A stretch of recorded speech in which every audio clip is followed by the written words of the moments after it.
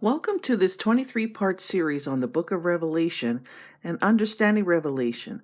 This is a series of Bible studies, and for these Bible studies you will need a Bible, paper and pen for taking notes. So let's get started. Part 2, Revelation's End Time Signs. On September 8th, 1985, 16-year-old Sean Sellers and a companion killed a convenience store clerk. Sean described the murder in these words: "We didn't take any money. We didn't take any merchandise. We just took the life of an innocent man for Satan." The 16-year-old killer wasn't even a suspect in the case until 6 months later when he killed his parents. He was angry at his mother and performed an occult ritual beforehand, explaining, "There was nothing but cold hatred in me." Sean Sellers was the youngest man on Oklahoma's death row till he was executed by lethal injection. Did that story shock you? Probably not. If you've been reading your own daily newspaper, you're probably beyond being shocked at the evil in today's world. A lawless world that knows no bounds. Long ago, Jesus sat on a hillside with his disciples and predicted such a time as this. Jesus' disciples privately asked him, "What shall be the sign of thy coming and the end of the world?" Look at Matthew 24, verse 3. The Master foretold the destruction of Jerusalem and then clearly outlined the signs that would precede his coming. The events that led up to the destruction of Jerusalem would also be present at the end time, but on a much larger scale before Jesus' return. It's amazing that when we compare Jesus' prediction in Matthew 24 with the predictions in the book of Revelation, they provide an incredibly accurate picture of our time that signal an end time. Specific clear signs would precede the most momentous event of the ages, Christ's second coming. What are the signs of which he spoke? He told of signs in the world of religion, politics, nature, and society. Today, these signs are played out in the stories splashed across our newspapers and TV screens. Let's examine each of these signs individually. Signs in the world of religion.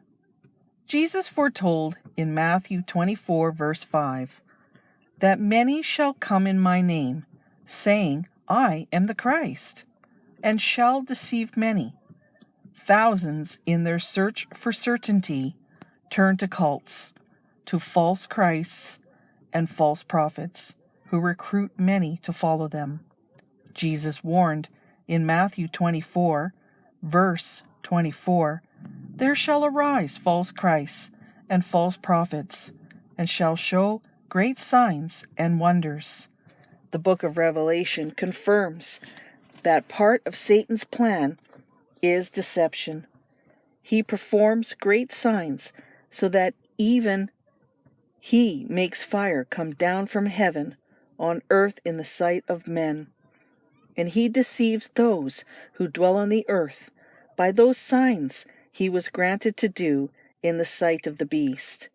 In Revelation chapter 13, verses 13 and 14, the devil will unleash his deceptive power to take captive men's and women's mind. False religions have increased phenomenally. Cults recruit those who are searching. The Heaven's Gate cult produced a farewell video and then took their own lives. Jim Jones of the People's Temple led nearly 1,000 to their death in the jungles of Guyana as they drank cyanide-laced Kool-Aid. David Koresh led his followers to a fiery death in Waco, Texas. To say nothing of Swiss cults, whose members burned themselves to death, or a Japanese cult planning nerve gas attacks on Japanese subways. There are Bible-based cults, UFO cults, Satanist cults, New Age cults, Eastern cults. The Bible predicts a mighty false revival just before the second coming. Over 2,000 newspapers in the U.S. carry astrology columns. Dial 900 phone numbers, and psychics will tell you your future for a fee. Click on internet sites, and you can be guided through numerology, tarot cards, and dream interpretations. The devil is pulling out all the stops in these last days. But God is not caught by surprise. He warns us in his book. Signs in the world of politics. In Matthew 24, verses 6 and 7, Jesus says, "You will hear of wars and rumors of wars. For nation will rise against nation, and kingdom against kingdom. The 20th century saw World War I, World War II, the Korean War, the Vietnam War, the Arab-Israeli wars, the war in Bosnia, the Gulf War, Kosovo, Southern and Northern Ireland, wars all over Africa, from Rwanda, Somalia, to the Sudan and the Congo. One source estimates 180 million people have been killed in the last century, a total far greater than for any other century in history. Peace treaties, based on frail human promises, are signed one day and broken the next. Speaking of our time, the Apostle Paul declared in, look up 1 Thessalonians chapter 5, verse 3. When they say peace and safety, then sudden destruction comes upon them, and they shall not escape. Today, the nuclear threat is greater than ever. Even though the U.S. has downsized our nuclear arsenal, Russia has not.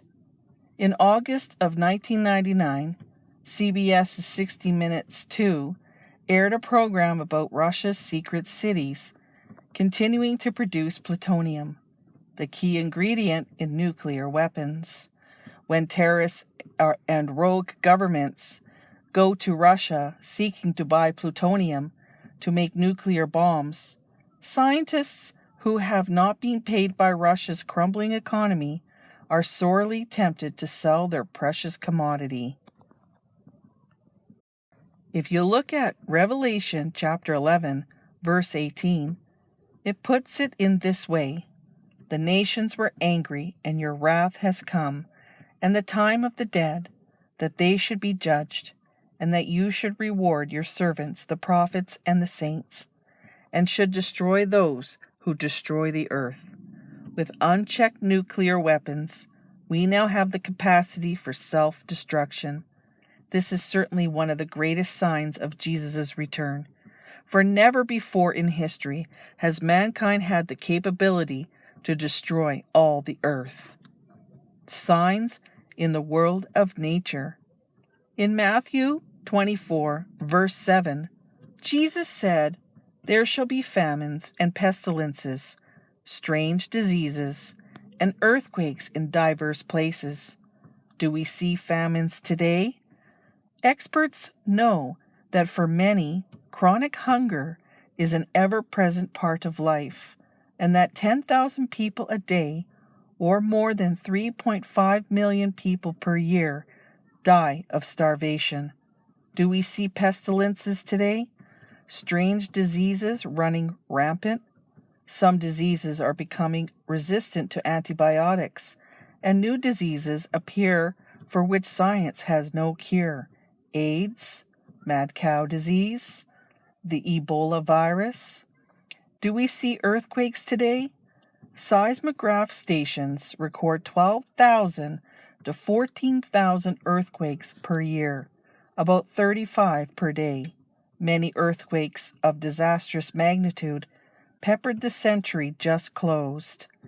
Turkey and Taiwan recently had devastating quakes. There's a whole lot of shaking going on.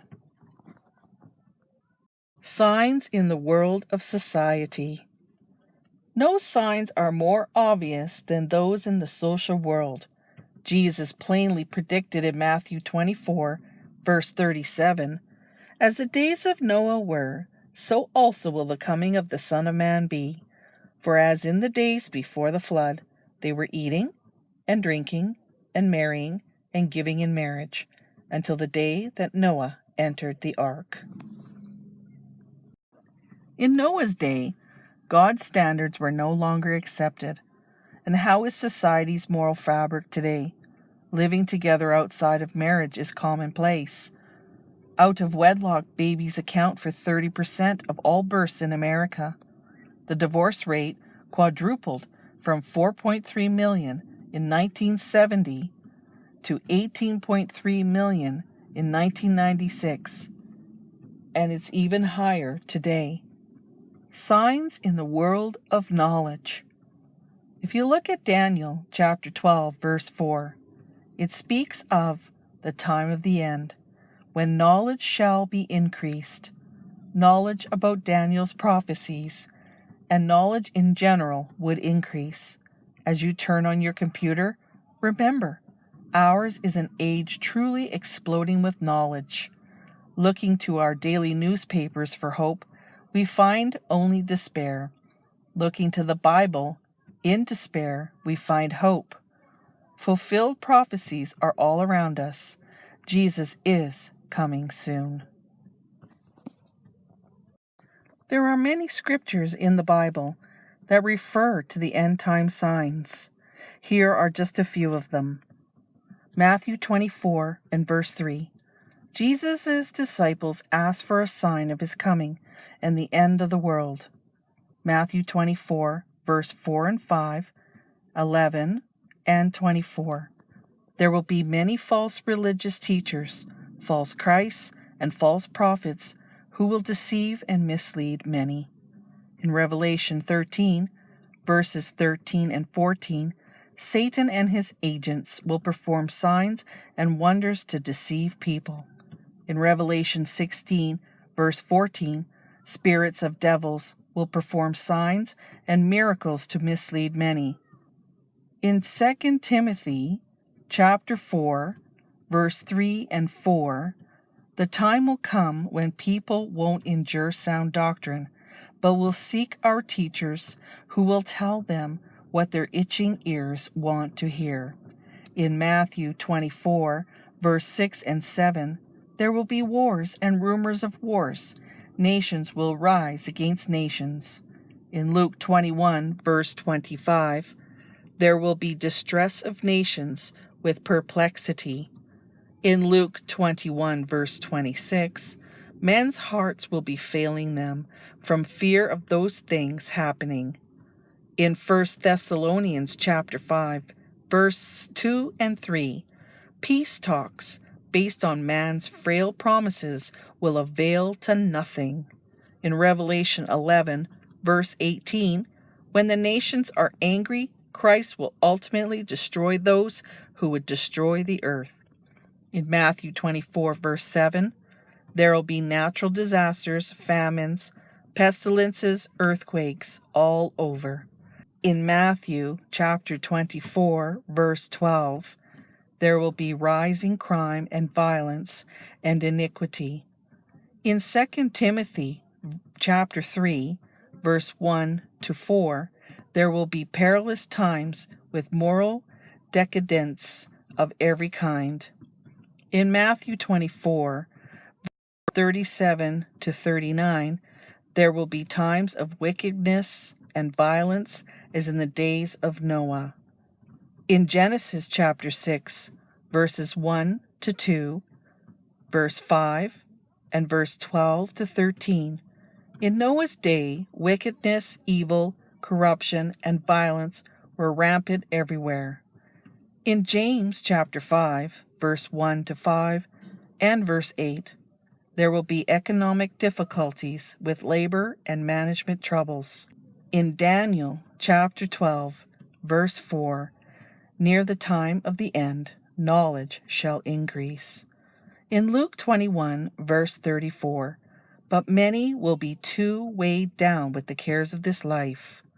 In Matthew 24, verse 48 to 51, the evil servant shall say, my Lord delays his coming. In 2 Peter chapter 3, verses 8 to 10, God chooses to save all, but he honors our freedom of choice. In Revelation 14, in verse 6, the everlasting gospel will be preached in every nation and tongue. In Matthew 24, verse 14, this gospel will be preached in all the world. Then the end will come. In Matthew 24, verse 42 to 44, God's counsel is be ready. Our Heavenly Father has so much He longs to teach us. Think of each of these Bible studies as one in a series of steps leading upward, a series of lessons from heaven. May we learn our lessons well, so we in turn can teach others.